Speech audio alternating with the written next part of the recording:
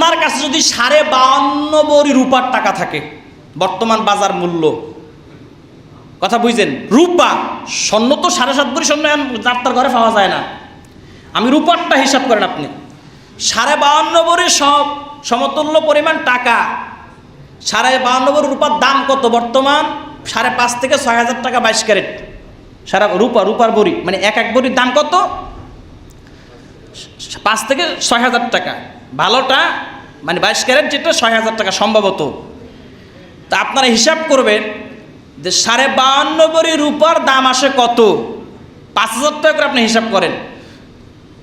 52.5 ভরি হিসাব করে যদি দেখেন যে আপনার কাছে 1 লাখ টাকা 1,20,000 টাকা আছে, তাহলে আপনার উপর যাকাত ফরজ। কিন্তু এটা এই টাকা, এই সম্পদ, এই রূপার টাকা বা এই পরিমাণ টাকা আপনার কাছে 1 বছর থাকা লাগবে, গচ্ছিত জমা থাকা লাগবে, বুঝতে পেরেছেন? জমা থাকা লাগবে।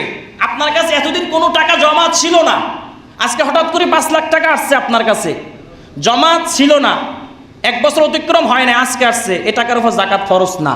কথা বুঝতে পেরেছেন? এই টাকার উপর যাকাত ফরজ না।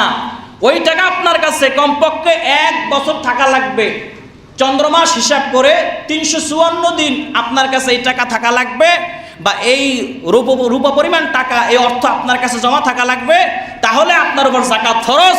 এর একদিন যদি কম হয় আপনার উপর যাকাত ফরজ না। কথা ক্লিয়ার? এটা কেন? এবার আসেন যে বাড়ি ভাড়া দিলে যাকাত দেওয়া লাগবে কিনা। আসবাবপত্রের উপর কোনো যাকাত নাই।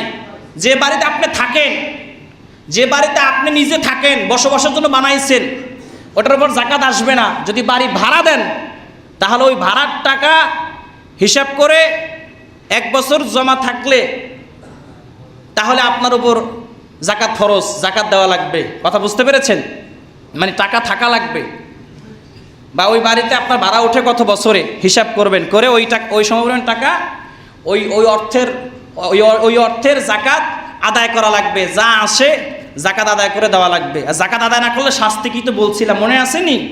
সাফে এমনি পেঁচায় সামনে দেখে সবল মারবো, সবল, আর বলবে যে হুয়া মালুকা হুয়া কানজুকা, আমি তোর সম্পদ, আমি তোর রূপা, আমি তোর স্বর্ণ, আমি তোর টাকা, গচ্ছিত সম্পদ, তোর এইভাবেই সবল মারতে থাকবো, একদম নাকে মুখে সবল মারতে থাকবে সাপ।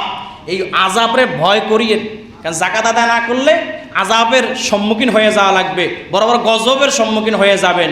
কারণ আপনার যাকাতের টাকা অনেক আছে হুজুররা চাইতে হবে কেন? আপনার যাকাত ফরজ হয়েছে, আপনি নিজে গরিবদেরকে যাকাতের অর্থ দিয়ে দিবেন, আপনি নিজে মাদ্রাসা গিয়ে লিল্লাহ ফান্ডে দিয়ে আসবেন, আপনার কাছে মানুষ আসতে হবে কেন? ঠিক কিনা জোরে বলেন? কারণ এটা যাকাত ফরজ বিধান। আপনার সম্পদ বৃদ্ধি পাবে যদি আপনি যাকাত দেন, আপনার সম্পদে বরকত দান করবে যদি আপনি যাকাত দেন। ঠিক কিনা জোরে বলেন?